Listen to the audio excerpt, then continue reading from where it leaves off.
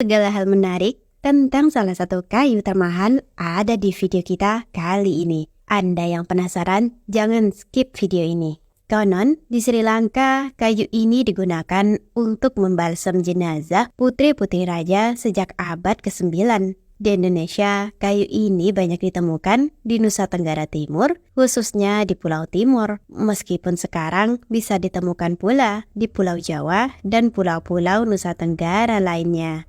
Inilah dia, kayu cendana. Harga kayu cendana di pasaran sendiri bisa mencapai puluhan hingga ratusan juta, tergantung kualitas, jenis, dan ukurannya. Setelah dijadikan bubuk atau potongan kayu, akan bervariasi lagi harganya. Untuk kayu cendana merah dihargai sekitar 25.000 per kilogram, dan ini kabarnya hanya berlaku di wilayah Nusa Tenggara. Dan pastinya harga ini akan berbeda di setiap daerah. Sementara kayu cendana putih sekitar 450.000 per kilogram. Dan itu pun kita harus memesannya terlebih dahulu. Dari segi aroma dan kualitas, cendana putih memang lebih unggul dibandingkan cendana merah. Sehingga cendana putih Indonesia lah yang paling banyak diminati. Dan mungkin saat ini harganya terus naik dan semakin sulit untuk dijangkau. Cendana adalah pohon kayu penghasil kayu cendana dan minyak cendana. Kayunya digunakan sebagai rempah-rempah,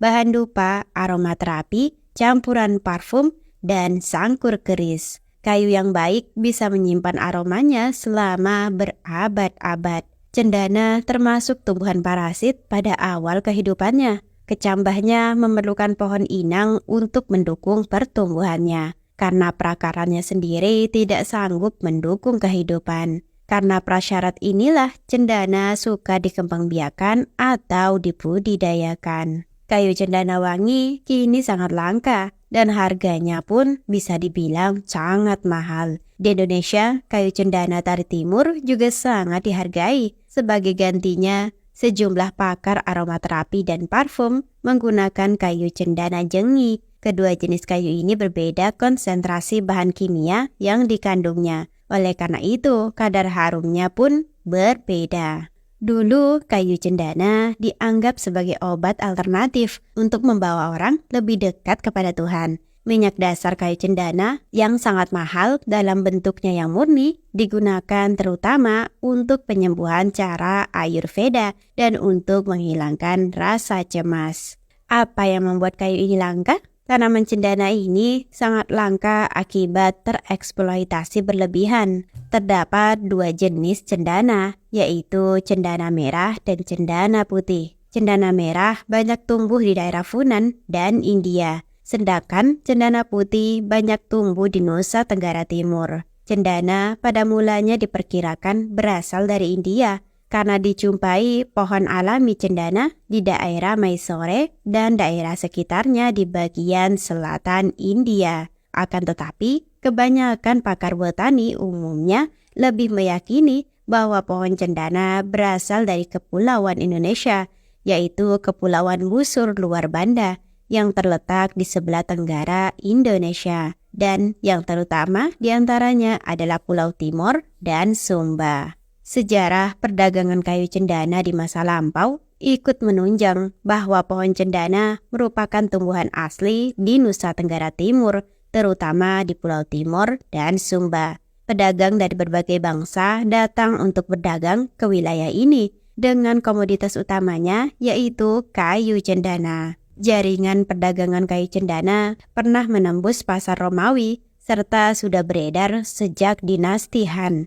Menjelang abad ke-15, kayu cendana memikat orang Eropa sehingga pamornya melejit menjadi komoditas mewah. Pohon cendana membutuhkan waktu sekitar 30 tahun untuk bisa dipanen. Sungguh harus penuh kesabaran ya. Kayu cendana yang berkualitas umumnya didapatkan dari pohon yang tumbuh di ketinggian 600 hingga 900 mdpl. Selain itu, cendana juga memerlukan cukup sinar matahari, seperti di hutan sabana yang terbuka. Di alam, pohon ini banyak ditemukan tumbuh di tanah dangkal berbatu secara subur. Pohon ini memiliki kemampuan beradaptasi dengan tanah yang mengandung natrium. akan tetapi sulit beradaptasi dengan tanah yang mengandung garam dan kapur yang terlalu tinggi. Dibandingkan dengan furnitur, kayu cendana yang asli dan berkualitas lebih banyak diekstrak ke dalam bentuk minyak. Minyak cendana inilah yang nantinya akan diproses sebagai parfum, herbal, dan produk olahan lainnya. Hingga parfum dari cendana pun disebut the king of plant perfume. Bibit pohon cendana sangatlah peka terhadap sinar matahari dan kekeringan. Jadi ia membutuhkan pohon inang yang lebih besar sebagai peneduhnya. Inang tersebut harus berada dalam jarak sekitar 2 meter dari bibit cendana. Beberapa pohon besar yang kerap jadi inang peneduh bagi bibit cendana adalah pohon sengkon, kayu manis, dan akasia.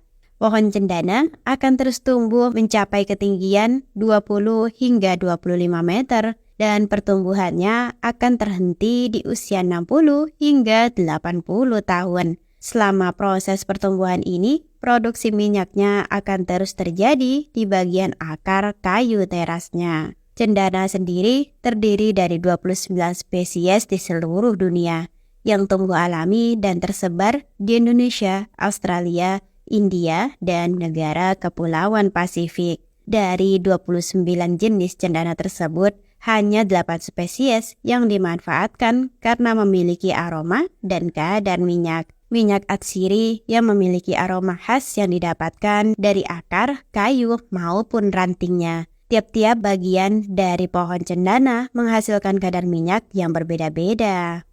Harganya yang tinggi dan manfaatnya yang banyak.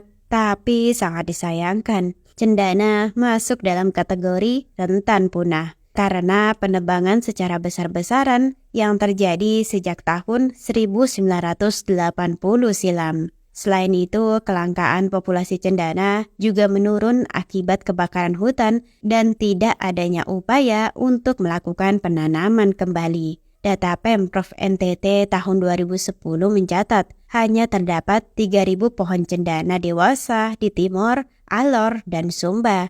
Padahal di tahun 2000 masih terdapat sekitar 1 juta pohon cendana di wilayah tersebut. Dalam kasus ini, tekanan sosial diduga menjadi salah satu penyebab utama penurunan populasi cendana.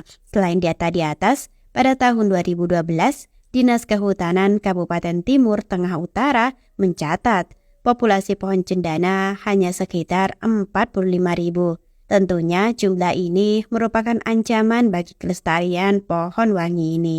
Konservasi cendana perlu dilakukan dengan strategi-strategi tertentu, misalnya basis genetik, keragaman genetik, sistem perkawinan, tingkat fragmentasi, dan klonitas dari setiap populasi. Pengembangan strategi konservasi juga harus diintegrasikan dengan program konservasi regional dan nasional agar kelangkaan pohon cendana dapat teratasi. Mari kita dukung dan kawal keberadaan pohon ini. Dan terima kasih telah menonton.